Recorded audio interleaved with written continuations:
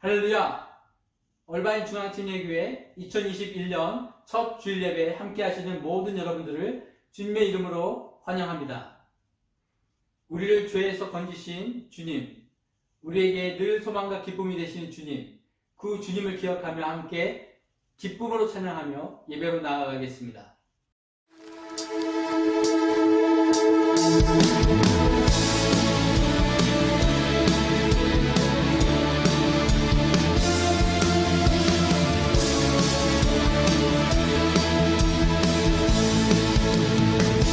주 하나님 독생자 예수 날 위하여 오시었네. 내 모든 죄 다 사하시고 죽음에서 부활하신 나의 구세주 살아계신 소망 걱정 근심 전혀 없네.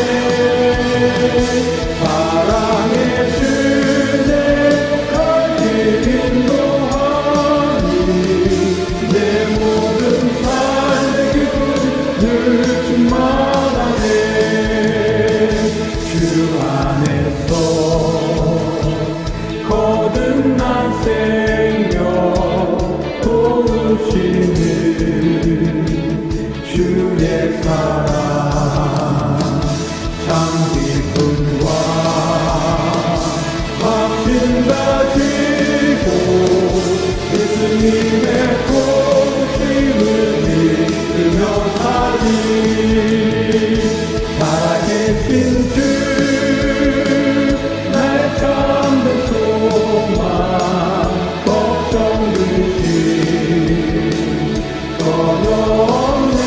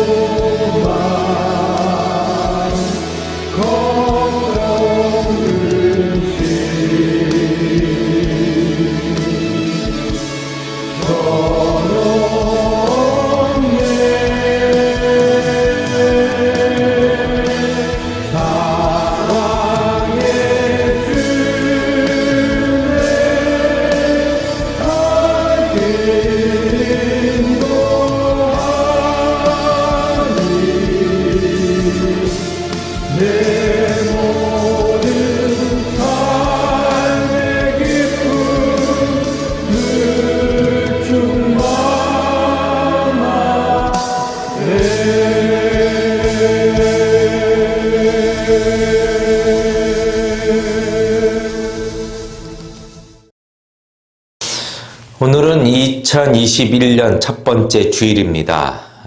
우리 얼바인 중앙 침례교회 성도님들, 그리고 이 시간 함께 영상으로 예배하고 있는 모든 가족분들에게 새해의 복, 아주 신령한 복과 모든 복을 아주 곱배기로 받으시기를 바랍니다.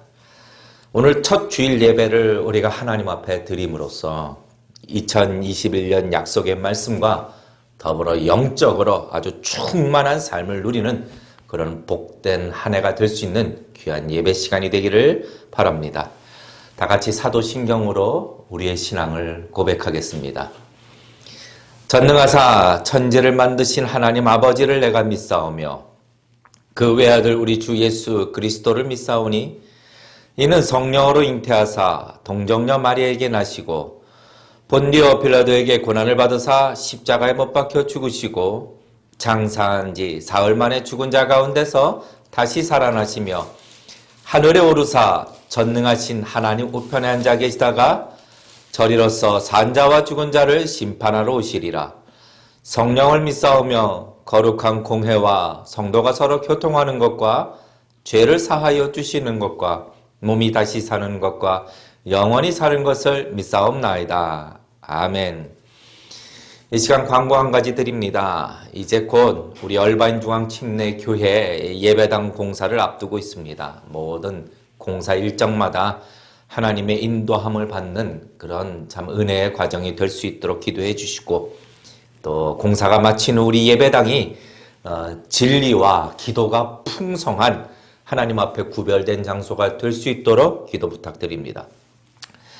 오늘 주시는 하나님 말씀 함께 보시겠습니다. 신명기 16장 9절부터 12절까지 말씀 되겠습니다. 9절부터 12절까지 말씀 제가 봉독해 드릴 때에 여러분들도 가정에서 함께 봉독해 주시기 바랍니다. 7주를 계수할지니 곡식에 낫을 대는 첫날부터 7주를 계수하여 내 하나님 여호와 앞에 칠칠절을 지키되 내 하나님 여호와께서 네게 복을 주신 대로 내 힘을 헤아려 자원하는 예물을 드리고 너와 내 자녀와 노비와 네 성중에 거하는 레위인과 및 너희 중에 있는 객과 고아와 과부가 함께 네 하나님 여호와께서 그 이름을 두시려고 택하신 곳에서 네 하나님 여호와 앞에서 즐거워할지니라. 너는 애굽에서 종 되었던 것을 기억하고 이 규례를 지켜 행할지니라. 아멘. 저는 지난 송구영신 예배 때 2021년도 새해를 맞는 새해 말씀을 저는 증거했습니다. 설교를 했고, 그래서 오늘 2021년 첫 주일 말씀으로 우리 피영민 목사님께 설교를 특별히 부탁드렸습니다. 사실 하나님이 중요하게 여기시는 이 유월절, 세절기, 유월절, 칠칠절, 그리고 장막절, 이 세 절기에 대해서 우리가 성도로서 평생 살아도 이렇게 잘 알 수 있는 기회가 없습니다. 오늘 우리 피영민 목사님 나오셔서 칠칠절 규례라는 제목으로 말씀 증거하실 때에 여러분 마음과 가정에 큰 은혜가 있으시기 바랍니다. 네, 사랑하는 성도 여러분, 그동안 안녕하셨습니까? 이제 2020년도도 지나가고 2021년도가 되었습니다. 우리 정성택 목사님이 송구연신 예배에 설교를 하셨기 때문에 저보고 2021년도 첫 해 설교를 하라고 해서 오늘 말씀을 준비했습니다. 오늘 그 2021년도 첫 해이기 때문에 2021년도에는 하나님이 인류에게 이렇게 고통을 주는 역병, 팬데믹을 좀 없애주셨으면 하는 그런 간절한 기도입니다. 다윗 임금 시대에 역병이 있었어도 7만 명이 죽어도 하나님께서 그치시면 순식간에 그쳐지게 된 것을 우리는 역사에서 보고 있습니다. 2021년도에는 그런 역사가 일어나기를 간절히 기원합니다.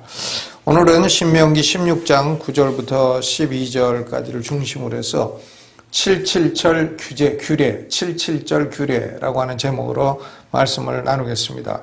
이 구약의 3대 절기는 대단히 중요한 주제입니다. 영적인 의미가 풍성한 주제인 것입니다. 오늘은 77절에 관해서 말씀을 드리고자 합니다. 이 77절에 관해서도 모세는 이미 여러 번 오늘 본문 신명기 이외에도 말씀을 했습니다.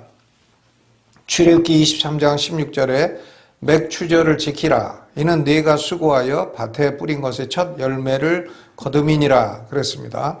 또 출애굽기 34장 22절에도 77절 곧 맥추의 초실절을 지키라 고 말씀했습니다. 또 레위기 23장 15절로 21절에는 77절에 드려야 할 제물을 자세하게 규정을 하고 있습니다. 민수기 28장 26절로 31절에도 레위기와 같은 제물의 내용을 규정을 하고 있습니다. 그러나 제물의 숫자는 같지만은 수양 하나가 숫송아지 하나로 대치되어 있다 하는 점이 좀 다릅니다. 역대하 8장 13절에 솔로몬이 77절을 지켰다 하는 기록도 나와 있습니다. 오늘은 77절에 관해서 5가지로 나누어서 말씀을 드리고자 합니다. 먼저 그 이름은 무엇인가? 둘째, 그 시간이 언제인가? 셋째는 구속사적인 의미가 무엇인가? 넷째, 농업적인 측면은 뭔가? 다섯 번째로 의식적인 측면, ceremonial aspect, 의식적인 측면은 어떻게 되나? 먼저 절기의 이름을 살펴보겠습니다. 이 77절은 여러 가지 다양한 명칭으로 불리우고 있습니다. 신명기 16장 10절에는 77절, Feast of Weeks, Feast는 절기죠. Weeks는 주이고 주들의 절기라 이렇게 불리우고 있는데 왜 77절이라 하냐면 주가 7주가 지나기 때문입니다. 또 출애굽기 23장 16절에는 맥추절, Feast of Harvest, 즉 밀추수의 절기라고 불리우고 있습니다. 맥추절. 출애굽기 34장 22절에도 77절 곧 맥추의 초실절이라고 불리웠습니다. Feast of Weeks of First Fruits of Wheat Harvest. 그러니까 밀추수의 첫 열매를 드리는 77절이라 이런 의미입니다. 보리의 첫 열매를 드려서 제사로 드리는 흔들어서 제사를 드리는 초실절과 혼동될 우려가 있기 때문에 주의를 해야 합니다. 77절은 보리 열매가 아니라 밀의 첫 열매를 드리는 그런 절기인 것입니다. 민수기 28장 26절에도 77절 처음 익은 열매를 드리는 날이라 그랬습니다. The day of the first fruit, 첫 열매의 날이라 이랬습니다. 역대하 8장 13절에는 세 절기, 무교절과 77절과 초막절을 솔로몬이 지켰다 했습니다. 우리말 개역 성경에는 단순하게 세 절기라고 번역이 되어 있습니다만은 킹 제임스 버전에는 solemn feast, 엄숙한 절기라고 번역이 되어 있습니다. 원어 성경에는 엄숙한이라는 단어가 들어있지 않습니다. 그런데 모세의 명을 쫓아 매일에 합의한 대로 제물을 드렸다 했기 때문에 이 표현을 엄숙한 절기라고 의역을 한 듯이 보입니다. 어쨌든 세 절기는 엄숙한 절기입니다. 히브리어로 절기를 하그라고 하고 정관사는 정관사 더가 히브리어에서는 하입니다. 그리고 weeks, 주라고 하는 말은 샤부아이고 이 주의 복수가 샤부오트입니다. 샤부오트. 그렇기 때문에 77절은 히브리어로 샤부오트가 되는 것입니다. 주들의 절기라 이런 말이죠. 유대인들은 성경에는 없지만 관습적으로 부르는 명칭을 가지고 있습니다. 이 77절을 가리켜서 The season of the giving of our law, 우리에게 율법을 베풀어 주신 절기라, 우리에게 율법을 베풀어 주신 그런 계절이라 이렇게 이름을 붙입니다. 밀을 추수하게 하신 하나님께 감사할 뿐만이 아니라 율법, 즉 토라를 주신 것을 감사하는 그런 절기인 것입니다. 신약에 와서는 77절의 이름이 완전히 다른 이름으로 불리우게 됩니다. 사도행전 2장 1절에 오순절이라고 불리웠고 고린도전서 16장 8절에도 오순절이라고 불리웁니다. The day of Pentecost. 그런데 미국 사람들은 펜테코스트라고 발음하지 않죠. N자 나음에 나오는 T는 언제나 묵음입니다. 그러니까 페네코스트라고 발음을 하죠. The day of Pentecost. 고대 헬라어로 펜테가 5입니다. 5이고 또 50번째 하면은 펜테콘타 이렇게 됩니다. 해서 레위기 23장 16절에 50일을 헬라어 번역을 할 때에 70인역에서 펜테콘타라고 번역을 했습니다. 그래서 이 펜테콘타로부터 영어인 펜테코스트가 나오게 된 것입니다.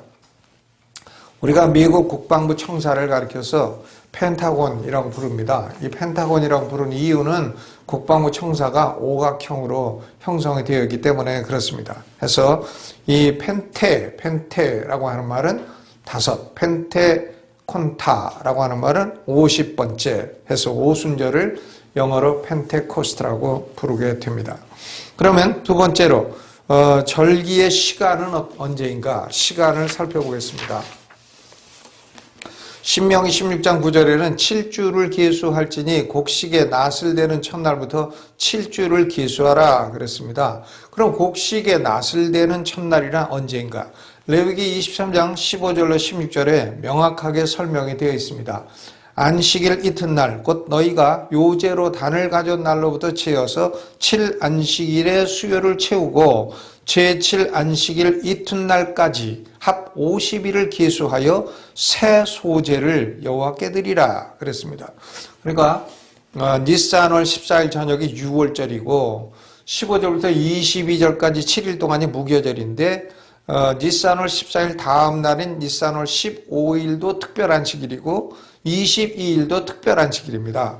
그러니까 일반적인 정기 안식일이 아니더라도 니산월 15일은 특별안식일입니다.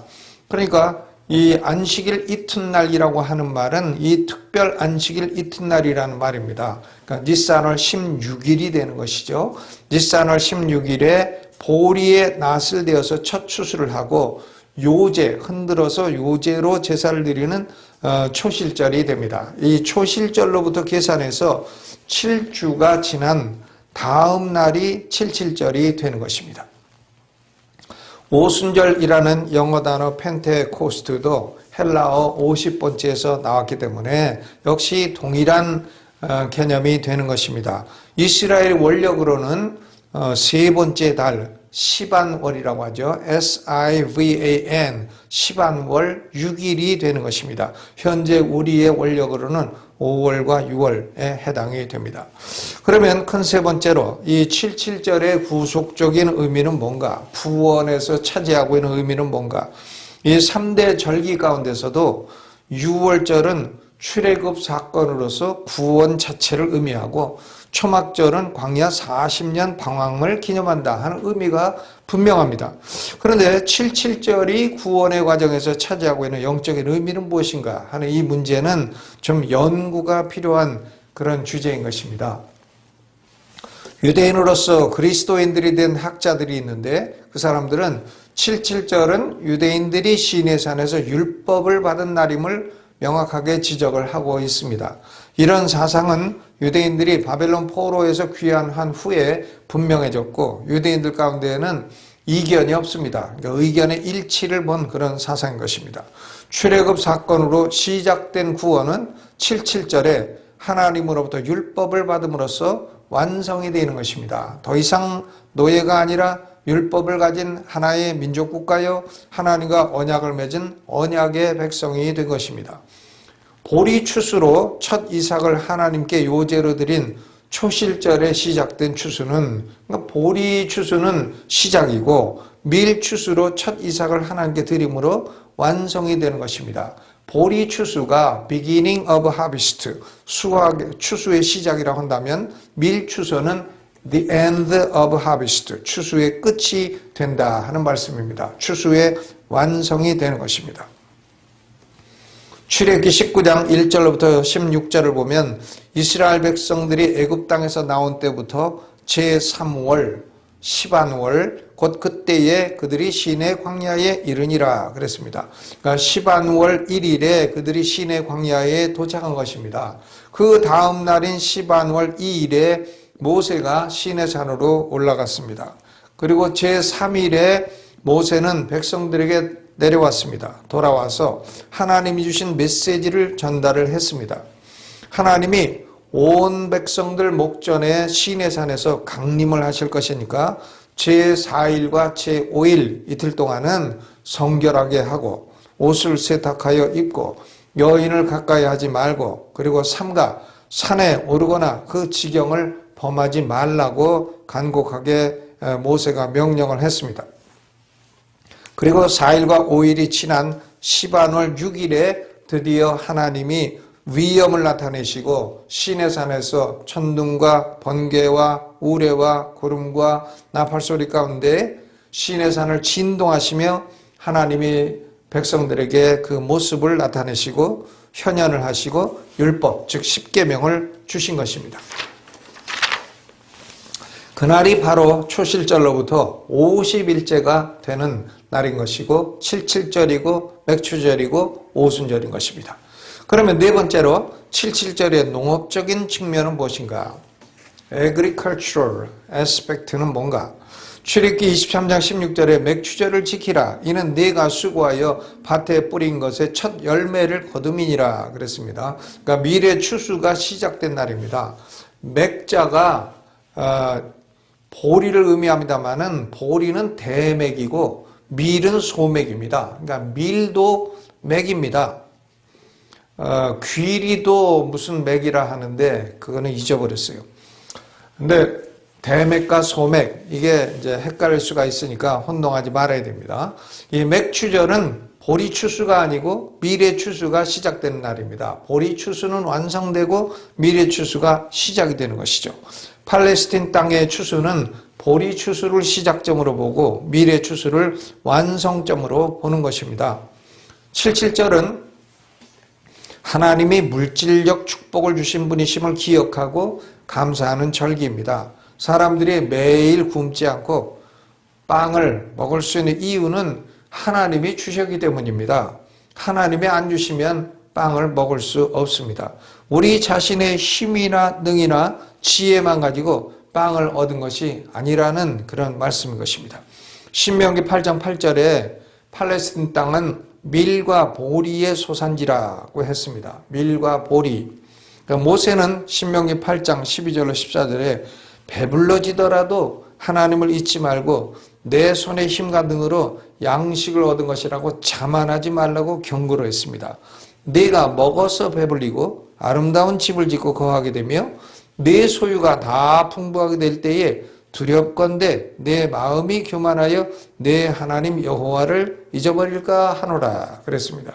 사람이 물질이 많아지면 교만해지기 쉽고 그러면 자기 자신의 힘을 자랑하기 쉽고 하나님을 잊어버리기 쉽기 때문에 모세가 그것을 강하게 경고했고 77절을 지키면서 하나님이 이 모든 물질적 축복을 주신 근원이심을 늘 기억하고 감사하라 하는 말씀을 주고 있는 것입니다. 그러면 다섯 번째로 77절의 의식적인 측면은 뭔가? 77절은 무교절과는 달리 일주일 동안 지키는 것이 아니라 단 하루에 지키는 절기입니다. 레위기 23장 21절에 이 날에 너희는 너희 중에 성회를 공포하고 아무 노동도 하지 말라 그랬습니다. 성회를 공포한다는 말은 Holy Convocation, 중앙성소가 있는 곳에 하나님의 백성들을 불러 소환한다는 말씀인 것입니다. Convocation은 소환장이에요. 부르는 겁니다. 중앙성소로 다 오라 이렇게 불러내는 것입니다. 물론 남자들만 모이는 것이죠. 여자들은 오지 않았습니다. 그래서 이 77절도 특별 안식일입니다. 일반 안식일과 다른 날이 될 수도 있고 또 겹치는 날이 될 수도 있습니다. 일반 안식일과 겹치는 경우에는 그 날을 큰 날이라 하이 세버스, 높은 날, 큰 날이라고 부르는 것입니다. 77절에는 하나님께 정해진 제물을 드려야 됩니다. 레위기 23장 17절 20절에는 77절에 드려야 될 제물을 자세하게 설명을 하고 있습니다. 먼저 소제를 드리라고 했습니다. 이 소제는 영어로는 meat offering이라고 되어 있기 때문에 이 meat라고 하면은 뭐 소고기, 돼지고기, 닭고기 이런 고기라고 우리가 생각을 하고 있죠.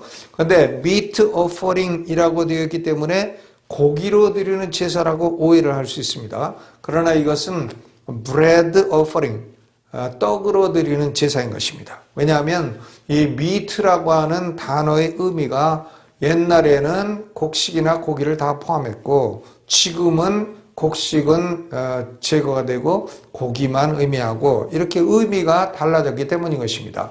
그러니까 meat offering은 여기서 말하는 소제는 곡식으로 빵으로 드리는 제사인 것입니다. 너희 처소에서 에바 10분지로 만든 떡 2개를 가져다가 흔들지니라 그랬습니다. 이는 고운 가루에 누룩을 넣어서 구운 것이요 이는 첫 요제로 여호와께 드리는 것이라 그랬어요. 그러니까 외국에서 밀을 사다가 그걸로 만들어서 제사를 드리는 것이 아니라 가나안 땅에서 농사지은 밀을 추수해서 떡 2개를 만들어 중앙성소가 있는 곳으로 가져오라. 그런 말씀이죠. 에바는 22리터입니다. 약 12대인데 에바의 10분지 2라고 했으니까 약 4.4리터 정도의 밀가루로 떡을 2개 누룩을 넣어서 구워서 만들라는 거죠. 쪄서 만드는 것도 아니고 떡을 구워서 만드는데 누룩을 넣어서 만들고 2개로 만들어라. 그럼 이 말씀은 이스라엘 남자 모두에게 각자에게 주신 말씀인가? 아니면 이스라엘 민족이라는 공동체, 커뮤니티에게 주신 말씀인가? 그러니까 만약에 각자에게 주신 말씀이라면 사람마다 다 떡을 2개를 만들어서 가지고 와야 됩니다. 공동체에게 주신 말씀이라고 한다면 대표적으로 2개만 만들면 되는 것입니다. 이 말씀을 아무리 묵상하고 자료를 찾아봐도 명확하게 설명하고 있는 책이 없어요. 아무리 묵상해도 알기 어려운 말씀입니다. 그러나 저는 이 말씀을 볼 때에 다음 귀절을 묵상하면 이것은 이스라엘 민족이라는 공동체에게 주신 말씀이라는 생각이 듭니다. 레위기 23장 18절 그 다음 귀절에 보면 너희는 또 이 떡과 함께 1년 되고 흠없는 어린 양 7과 젊은 수소 하나와 수양 2를 드리되 이들을 그 소제와 그 전제와 함께 여호와께 드려서 번제를 삼을지니라 그랬습니다. 그러니까 번제가 있죠. 소제가 있고 번제가 있는데 번제는 7 플러스 1 플러스 2 7대 1대 2 어린 양 7 수소 하나 수양 2 이렇게 드리라고 했습니다. 그런데 이것도 역시 만약에 개개인에게 주신 말씀이라고 한다면 이게 10마리의 짐승을 사람마다 끌고 와야 되는데 이것은 쉬운 일이 아닙니다. 이렇게 많은 짐승을 매년 끌고 올 수 있는 그런 부자들이 얼마나 되겠습니까? 그러니까 레위기 23장 18절은 이스라엘 민족이라는 커뮤니티, 공동체에게 주신 말씀이고 그러므로 17절 말씀도 공동체에게 주신 말씀이라고 생각할 수 있습니다. 19절에도 보니까 수염소 하나로 속죄제를 드리되 1년 된 수양 2를 화목제 희생으로 드릴 것이니라 그랬습니다. 그러니까 77절에는 소제도 드리고 또 번제도 드리고 속죄제도 드리고 또 화목제도 드리라. 그런데 제사장은 이스라엘 공동체가 드린 떡 2개와 화목제로 드린 이 어린 양 2를 하나님에게 요제로 흔들어서 제사를 드리라. 요제로 흔들어서 제사를 드리고 그것은 제사장이 먹을 수 있는 제사장의 몫이 된다 그랬습니다. 그러면 백성들은 첫 추수한 밀을 떡 2개만 만들어 드리면 되는 것인가? 백성들은 첫 추수한 밀을 어떻게 드리는 것인가? 신명기 16장 10절에 보면 내 하나님 여호와 앞에서 77절을 지키되 내 하나님 여호와께서 내게 복을 주신 대로 내 힘을 헤아려 자원하는 예물을 드리라. 그러니까 free will offering으로 드리라. 밀을 가져다가 밀가루로 만들어서 자원하는 예물로 하나님에게 드리라. 그런 것입니다. 물론 자원하는 예물은 밀뿐만이 아니라 소나 양이나 염소, 뭐 다른 예물도 다 포함이 될 수가 있습니다. 그러니까 떡 2개는 공동체가 대표적으로 만들고 백성들은 밀을 추수해서 자원하는 예물로 드리면 된다. 저는 이 말씀을 읽고 자료를 다 찾아봐도 그렇게 이해가 됩니다. 물론 잘못 이해할 수도 있는데 더 이상 다른 이해가 지금은 가능하지를 않습니다. 77절의 또 다른 중요한 특징 가운데 하나는 신명기 16장 11절입니다. 너와 네 자녀와 노비와 내 성중에 거하는 레위인과 및 너희 중에 있는 객과 고아와 과부가 함께 내 하나님 여호와께서 그 이름을 두시려고 택하신 곳에서 내 하나님 여호와 앞에서 즐거워할지니라 그랬습니다. 레위기 23장 22절에는 밀을 추수할 때에도 밭 모퉁이까지 다 베지 말며 떨어진 것을 줍지 말고 너는 그것을 가난한 자와 객을 위하여 버려두라. 나는 너희 하나님 여호와니라 그랬어요. 그러니까 추수할 때 좀 흘리라는 거죠. 아주 한 톨까지 싹싹 거두어서 이 한 톨 농사 짓기가 얼마나 힘들었는지 아느냐? 이것을 왜 땅에 흘리느냐? 이렇게 하지 말고 그렇게 깐깐하게 하지 말고 좀 허술허술 흘리라는 거예요. 그 허술허술 흘리라는 이유는 가난한 사람들이 그래야 와서 그걸 주워서 먹고 살 수가 있다 하는 얘기죠. 이 가난한 사람들을 위해서 알곡을 흘리라는 말씀은 77절의 절기와 연속된 말씀인 것입니다. 77절은 풍성한 수확 가운데 약자와 가난한 자를 기억하며 먹을 것을 나누어 주고 하나님 앞에 기뻐하는 그런 절기라는 말씀입니다. 이런 말씀에 자발적으로 순종하지 않으면 결국은 그 약자와 가난한 자들은 살아야 하기 때문에 그들이 그 공산주의 사상을 취할 수밖에 없고 공산주의 혁명을 일으킬 수밖에 없게 된다는 것이 우리가 역사에서 배울 수 있는 교훈인 것입니다.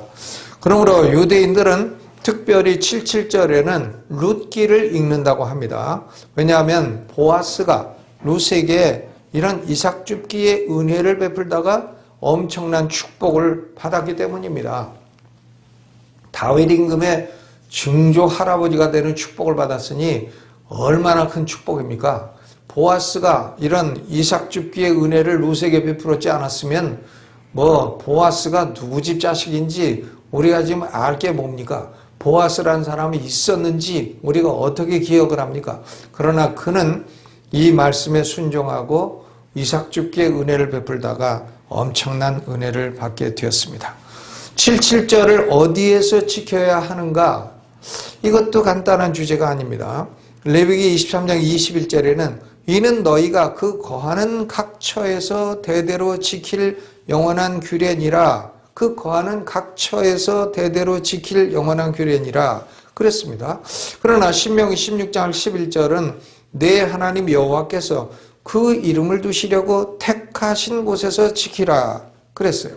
그렇기 때문에 어떤 사람들은 77절에 중앙성소가 있는 곳에 모이는 것은 강제 조항이 아니라고 생각합니다. 올 사람은 오고 안 올 사람은 안 오고 중앙성소에 갈 사람은 가고 각처에 있을 사람은 있고 그렇게 할 수가 있다고 생각을 합니다. 그러나 출애굽기 23장 17절에 너희 모든 남자는 매년 3번씩 주 여호와께 보일지니라 그랬어요. 매년 3번은 무교절 절기와 77절과 그리고 장막절 3번이죠. 신명기의 강조점은 중앙성소에 모여서 하나님이 주신 구원과 축복을 다시 기억하고 감사하며 민족의 연합을 지키라는 그런 말씀입니다. 그러니까 레위기 23장 21절에 각 처에서 대대로 지키라는 말씀은 각 처에 흩어져 살더라도 77절은 중앙성소에 와서 하나님에게 보여야 된다. 물론 남자들만, 여자들은 각 처에서 그냥 지켜도 되고 이런 의미로 이해를 해야 마땅한 것입니다. 77절에 드리는 떡 2개는 누룩을 넣은 것입니다. 그러니까 무교절에 누룩을 넣지 않는 떡을 먹은 것과는 다릅니다. 어떤 사람들은 이것이 유대인과 이방인의 구원을 예표한다.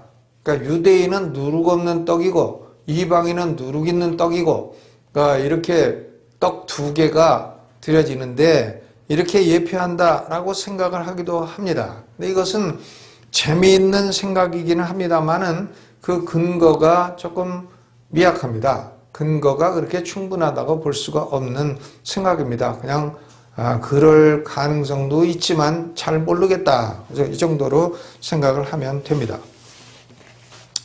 그럼 이제 결론을 짓겠습니다. 물론 신약시대의 77절 맥추절을 지킬 필요는 없습니다. 오늘날 교회가 맥추 감사절을 지키는 이유는 하나님에게 그 축복을 주신 것을 맥추 감사절이라는 이름을 붙여서 지키는 것이고, 구약의 77절을 율법대로 지키고자 하는 것은 아닙니다. 그러나 이 77절을 지킬 필요는 없다고 해도 적용할 수 있는 영적인 의미는 대단히 풍성합니다. 먼저 첫째로 77절은 하나님이 우리에게 매일 일용할 양식을 주시는 좋으신 하나님이심을 기억하게 하는 것입니다. 하나님이 내게 먹을 걸 다 주시고 내게 입을 걸 주시고 마실 걸 주신 분이시다. 이것은 사람의 노력으로만 오는 것은 아니다. 이것을 우리는 기억해야 됩니다. 둘째로 77절은 성도들이 세상을 살아가면서 다른 가난한 사람들을 기억하고 나누며 살아가라는 교훈을 주고 있는 것입니다. 사도행전 20장 16절에도 사도 바울이 3차 선교여행을 마칠 때 아시아에서 지체치 않기 위하여 에베소를 지나 행선하기로 작정하였으니 이는 할 수 있는 대로 오순절 안에 예루살렘에 이르려고 급히 감이니라 그랬습니다. 왜 3차 선교여행을 마치면서 오순절 안에 예루살렘에 가려고 했을까? 그 이유는 사도행전 24장 17절에 내가 내 민족을 구제할 것과 재물을 가지고 왔기 때문이라 이렇게 설명을 합니다. 그러니까 예루살렘 성도들이 기근으로 고생을 할 때에 이방인 교회로부터 구제 헌금을 거두어서 오순절에 전달하기 위해서 오순절 전에 도착하려고 서둘렀던 것입니다. 그러니까 이 오순절 맥추절 77절은 가난한 사람들을 기억하고 구제하는 그런 절기다. 이렇게 볼 수 있습니다. 우리 성도들은 너무 놀부정신을 가지고 살면 안 됩니다. 물질은 있으면 나눌 줄도 알아야 됩니다. 나눌 줄도 알고 쓸 줄도 알아야지 그저 꼭 움켜쥐고 나누어주지 않는다고 해서 그 사람이 복을 받게 되는 게 아닙니다. 나누어주고 좀 흘리고 이렇게 살아야 하나님이 그 사람을 기억하고 복을 주신다. 이게 77절의 정신입니다. 그러나 77절 오순절은 더 깊은 영적인 의미가 있습니다. 사도행전 2장 오순절에 성령이 강림하셔서 급하고 강한 바람과 또 불의 혀 같은 가시적인 현상들을 보이면서 성도들 마음속으로 성령이 들어가셨습니다. 그리고 성도들에게 능력을 주시고 성도들 마음 신비에 하나님의 법을 기록해 놓으신 것입니다. 에레미야 선지자가 예언을 했듯이 성령이 너에게 임하시면 너희가 하나님의 법을 그 마음 신비에 기록되게 될 것이다. 법이 기록될 것이다. 하는 예언이 이루어진 것이죠. 77절이 하나님이 가시적으로 나타남으로 우레와 번개와 구름 속에서 시인의 산에서 율법을 돌비해 주신 날인 것처럼 신약의 오순절은 성령이 가시적으로 나타남으로 급하고 강한 바람과 불의 혀 같은 현상 속에서 시내 산이 아닌 시온산에서 성도들의 신비에 하나님의 법, 생명의 성령의 법을 기록해 주신 날인 것입니다. 77절이 시내 산에서 율법을 받음으로 옛 언약을 인치신 것처럼 sealing, 옛 언약의 도장을 딱 찍었다. 그런 얘기죠.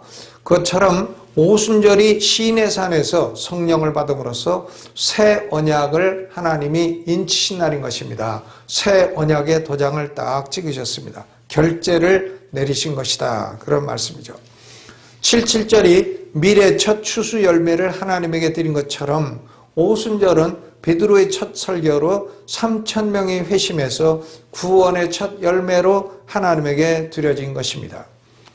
77절에 미래 첫 추수 이후로 수많은 추수가 이루어졌듯이 오순절 3,000명 첫 열매를 시작으로 해서 수없이 많은 사람들의 영혼 구원의 열매가 역사 속에 지금까지 맺혀지고 있는 것입니다. 77절의 예표는 신약시대 오순절에 완전히 실현이 되었습니다.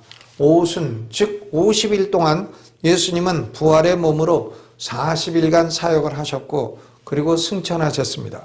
제자들은 그 이후 10일 동안 기도를 했습니다. 해서 도합 50일입니다. 50일 오순절 되는 날 드디어 성령이 강림하시고 시인의 산에 예표로 강림하셨던 것을 완전히 실현을 하신 것입니다. 역사를 처음부터 끝까지 다 보시고 아시는 하나님이 아니시면 이렇게 엄청난 조직적인 설계와 실현은 할 수가 없습니다. 인간의 머리로, 인간의 IQ로 이렇게 오랜 세월의 예언과 예표와 그 실현은 아무도 이룰 수 없는 것입니다. 인간이 할 수 있는 말씀이 아니고 인간이 실현할 수 있는 일이 아닌 것입니다. 이것은 오직 하나님만이 하실 수 있는 것입니다. 77절에 이스라엘 백성들이 자원하는 예물을 드렸듯이 성령을 받은 우리는 로마서 12장 1절의 말씀대로 우리 자신을 하나님께 산 제물, living sacrifice, 살아있는 제물로 드려야 되는 것입니다. 오순절날 인쳐진 새 언약은 하나님이 택하신 백성과 맺으신 영원한 언약인 것입니다. 영원전 창세전에 그리스도 안에서 우리를 택하시고 그리스도의 피로 죄값을 청산하시고 또 성령이 임재하셔서 우리 안에 들어오셔서 이 새 언약을 인쳐주시고 또 우리는 구원의 열매가 되어서 부활 영생하는 하나님의 백성이 된 것입니다. 로마서 8장 1절에 그러므로 이제 그리스도 예수 안에 있는 자에게는 결코 정죄함이 없나니 이런 말씀을 우리는 이 77절에 기억하며 살아야 됩니다. 결코 정죄함이 없다. No condemnation. 결코 정죄가 없다. 결코 우리에게는 저주가 없다. 결코 우리는 지옥 갈 일이 없다. 우리는 결코 영원히 망할 일이 없는 그런 백성이 된 것입니다. 이 은혜를 기억하며 2021년도 승리하는 성도들 되시기를 주님의 이름으로 축원합니다. 감사합니다. 오늘 귀한 말씀을 통하여 이 77절이 오늘날 우리 성도에게 주는 의미가 무엇인지 참 잘 알 수 있는 기회가 되었습니다. 하나님은 우리 성도에게 늘 필요한 양식을 주실 뿐만 아니라 더불어 우리 성도를 위하여 성령님을 보내어 주셨고 성령을 받은 우리는 이제 2021년도의 삶을 하나님 앞에 구별하여 드려 하나님이 주시는 모든 복을 누리는 그런 주의 백성이 다 되기를 바랍니다. 오늘 다 같이 찬양 드리시면서 준비하신 2021년 첫 주일 헌금을 마음을 다하여 하나님 앞에 봉헌하시겠습니다.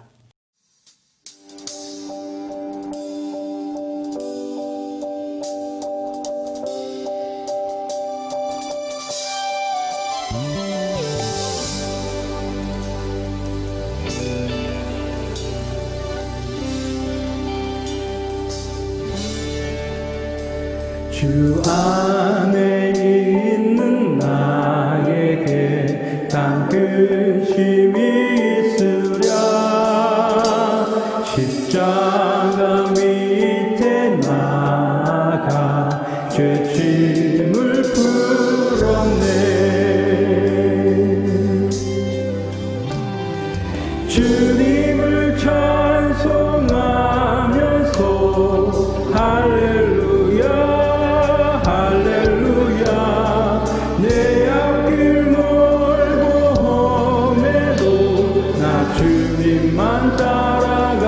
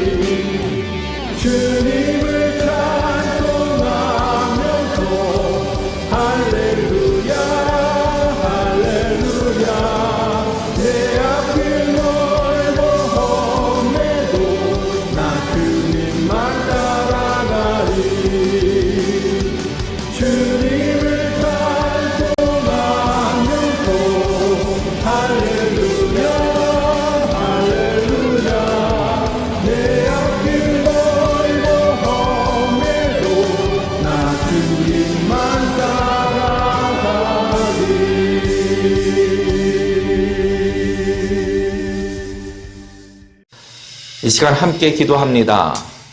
먼저는 하나님, 우리 안에 계신 성령님께서 우리의 삶을 온전히 지배하여 주시고 우리는 성령의 충만함을 입어 2021년도 승리하는 삶을 살아갈 수 있도록 해달라고, 온 가정과 더불어 자녀들이 하나님이 기뻐하시는 구별된 삶을 살아갈 수 있도록 지혜도 주시고 능력을 달라고, 무엇보다 더 건강 지켜달라고 함께 기도하시고, 그리고 우리 얼바인 중앙침례교회 지금 예배당 공사를 하고 있지만 하나님, 무엇보다도 예배당 공사뿐만 아니라 우리가 하나님 앞에 참되게 드리는 예배 공동체로서 준비될 수 있도록 해달라고 기도하시고, 마지막 얼바인과 미국과 한국을 위하여 다 같이 통성으로 기도하신 후에 우리 피영민 목사님 나오셔서 헌금을 위하여 기도해 주시고 축도로 오늘 모든 예배를 마치겠습니다.